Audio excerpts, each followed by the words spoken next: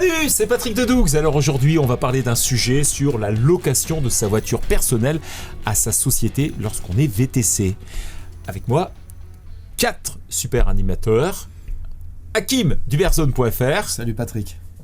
Émilie, expert comptable. Bonjour à tous. Naïma, avocate. Bonjour. En fiscalité, j'ai oublié de le préciser. Et David, notre responsable du département juridique au sein de Doux. Bonjour à tous. Bon, super. Bon, alors, le sujet, il est chaud quand même. D'accord il est chaud. T'as une voiture à titre personnel et tu dis, est-ce que je peux la louer à ma société ? Mais qui peut prendre la parole, là, déjà ? À vue de nez, ça a l'air d'être potentiellement... on voit l'intérêt. On peut se dire, ok, ma société, elle a besoin d'un véhicule pour exercer. J'ai un véhicule. Bon, on sait qu'il y a différentes manières d'apporter un bien à une société. On pourrait se dire, tiens, je fais un contrat, je loue ma société, donc elle me verse de l'argent. Ça, souvent, on aime bien. On récupère de l'argent. Puis la société, ça, elle va... C'est le bon côté. Ouais, ça ressemble un peu comme un bien immobilier que tu louerais, quoi. Bah voilà, exactement. C'est ça. T'as un studio, tu le loues à ta société. Voilà, j'ai une voiture, je la loue à ma société. Alors, sur l'aspect fiscal, je laisserai d'autres répondre. Mais en tout cas, moi, ce que je peux dire, c'est que souvent, on oublie, c'est que louer un bien à titre régulier, c'est-à-dire habituel, c'est une activité commerciale. Ouais. On est en France, et donc de façon très concrète, rien ne peut échapper à l'administration fiscale. Exactement. L'œil de Sauron, moi je l'appelle. Oui, mais rien ne peut échapper aussi d'un point de vue juridique. C'est-à-dire qu'à partir du moment où tu as une activité régulière, ça te fait de toi un professionnel.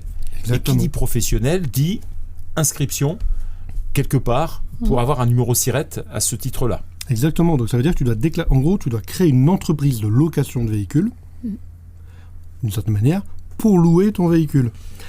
Ok. Ça sent un peu la contrainte.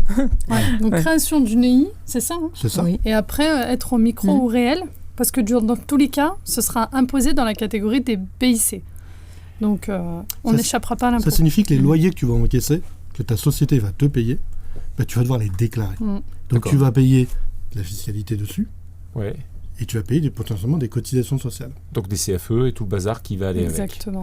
C'est pas forcément le bon plan. Sachant qu'en plus, là, on a parlé du côté juridique, du plan, sur le plan fiscal, ça coûte cher. Et également, le côté assurance. Parce que trouver un assureur qui va nous assurer pour cette activité de sous-location à destination d'une activité de VTC, je pense que ça coûte cher.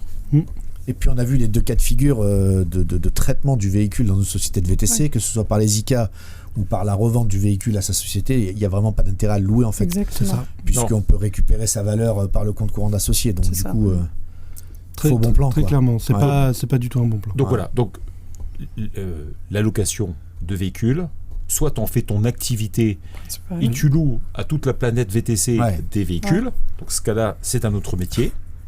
L'émission s'appelle Planète VTC, mon live. Voilà. Écoute, petit clin d'œil à l'émission. Donc je vais louer à tous mes auditeurs. Exactement, il y a peut-être quelque chose à faire. Soit tu as les deux alternatives dont on a parlé, les ICA, ou éventuellement la vente du véhicule carrément à ta société. Tu as de l'argent, tu l'as en compte courant d'associé et tu récupères au fur et à mesure que ta société a les moyens financiers de te rembourser. Et puis tu amortis, tu récupères tous tes frais, ta TVA, etc. comme on a vu dans les autres vidéos. On a d'autres vidéos, n'hésitez pas d'ailleurs à les regarder. Il n'y a pas match. Je pense qu'il y a une autre difficulté aussi dans tout ça, c'est de se dire à combien tu évalues le montant de ta location et comment tu l'évalues. C'est quand même assez difficile à déterminer. Comme on a trouvé que c'était nul, on va pas se poser la question. C'est trop compliqué, on arrête là. Donc, Bon, cette vidéo a été assez courte, efficace. Merci en tous les cas à tous les quatre. Et puis je vous dis à très vite. À très vite. Likez, abonnez-vous. Ciao, ciao. Salut.